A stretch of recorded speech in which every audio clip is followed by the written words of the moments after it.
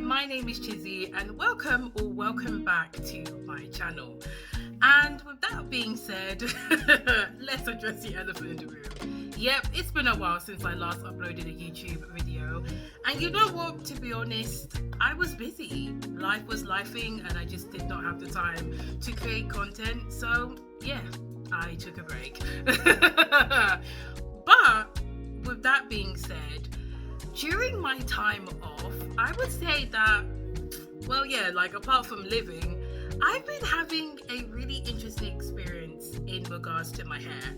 In fact, if I had to describe it, I would probably say that I was stepping out of my natural hair comfort zone. And as the title suggests, I thought it would be a really good idea to basically talk about this experience because you know what? It's actually been like really eye-opening. And yeah, I've pretty much learned a lot from it. So if you're basically intrigued to find out like what's been going on with my hair and the lessons that I've basically learned, keep watching.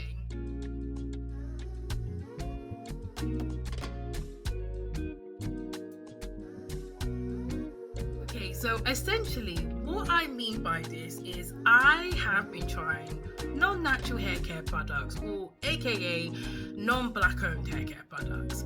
That is how I've been stepping out of my natural hair comfort zone. And you know what? I'll be honest, like this is actually a really big deal for me because for the longest I didn't think these products could work for my hair. So essentially I just avoided them like the plague, if I'm being honest. But you know what? That is until I had some really good and interesting conversations with my older sibling as well as acquaintances that I know. And on top of that, I checked out a really good TikTok video by Javon Ford, who is an LA-based cosmetic chemist. There's an ongoing debate about whether natural hair products actually work for natural hair, and part of the reason they don't is because of the natural ingredients. Just because you have curly hair doesn't mean your hair loves oils and butters. And in recent years, many general hair products are able to work on a wide variety of hair types, regardless of perceived curl pattern or porosity. For shampoo, some of my faves are K18's Detox line of shampoo for clarifying, Redken, any of their lines, but they do have a curly hair line that's great for hydrating, and Briogeo too. Now, Briogeo is black owned, but the focus is not natural hair. They cater to all hair types. For conditioner, I do find that curly haired products work best for me, like the Redken curly hair line or Inner Sense. But I feel like where natural hair shines the most is with styling products, because that is what makes the biggest difference in terms of defining curls or coils. But even with those that tend to use the more natural film forming agents are going to have less hold than the ones that use synthetic alternatives.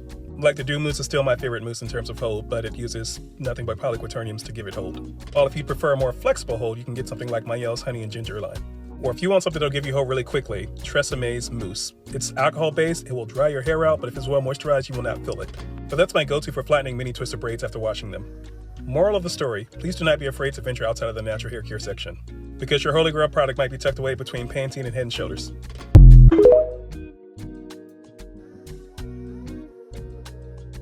So starting off with shampoo and rinse out conditioner, I went with Tresemme, and specifically their Rich Moisture line, because one, Tresemme is the brand that my older sibling and the acquaintances I know were using, and I also just went with the Rich Moisture line because, you know, moisture is a big part of my hair care routine and I was just looking for something familiar. And you know what? I'm so glad I did, because you know what?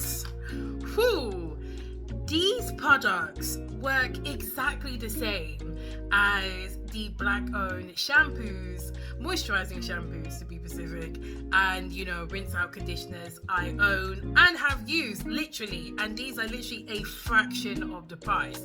Like when it comes to this shampoo, this is a moisturizing shampoo. Like it cleans my hair, obviously, and quite well, but like it just leaves my hair feeling so soft. Like, you know, it has slip, literally immediate slip, and it's just such an easy and luxurious shampoo to use, and this literally is only £2.25.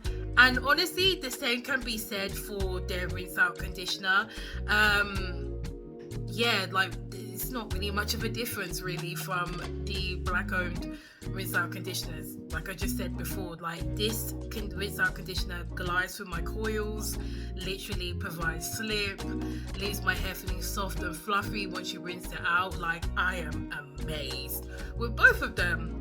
You know, and again, they're both £2.25 on Boots, so that's crazy. And you get the same amount of product, which is crazy. And they've got even bigger versions of these two. And again, it's still under £10. So it's like, my God, what a steal. Like, literally a cheap dupe. Okay, so now on to deep conditioners or hair masks. I will be honest with you, your girl got carried away. I decided to pick up not one but 3 of Garnier's hair food masks because number one, if I'm being honest, I did see quite a few black people use it, so I felt more comfortable to use it. And yes, I didn't need to get 3, but because they were like on sale for £4.50 and I've never bought a mask that cheap before, I was like, aha, I can get 3 for under £15. Now, when it comes to like my thoughts on the, you know, hair masks by Garnier, specifically their hair food mask, I would have to say that like I like them, but I'm not blown away. I do think the black owned deep conditioners I've used in the past and also currently own are better. I can't lie, I've had a better experience, but again, for like under £10 and even sometimes like £4.49, you know what? A win is a win. A win is a win. I will also say this, which I find quite interesting. My favorite hair mask out of the coconut one, the curls one, and the papaya one is actually the papaya one. And in fact, like the hair mask I didn't like the most was basically the curls one, which is quite funny because this one is basically marketed towards people who have like kinky, coily or curly hair. So I found that to be quite interesting. It really does show that like, yeah, maybe my holy grail can come from these non-black owned hair care brands. But yeah, I will say I do appreciate how much product you get with each mask, and I think one of the reasons why I'm also enjoying these masks is not because of just only the properties they have, but I do use a hot head cap and I do leave these on for longer than 3 minutes and I do feel like the full benefits. So yeah, like it's been pretty decent using them, but I think in the future I won't go as ham. 1 or 2 is enough.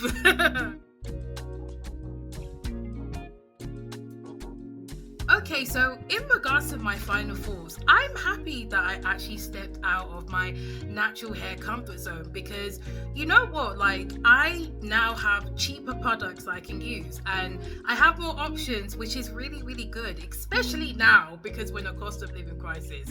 I think the pros of being able to use like, you know, products from non-black owned hair care brands is that there's more accessibility and they do tend to be cheaper, and like I said, we're in a cost of living crisis, so it's very helpful to have such products, like really, and it's good to have more options because I think it's important to have options when it comes to hair care. So yeah, I'm definitely saving money, but does that mean that I will stop using like black owned hair care brands? No, they're not going anywhere, absolutely not.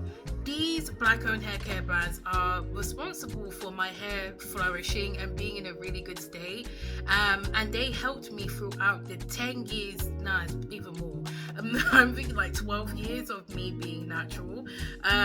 So yeah, plus they're good, the products are good, it's just that they can be expensive sometimes. So obviously when I have more coins, I'm absolutely gonna buy them.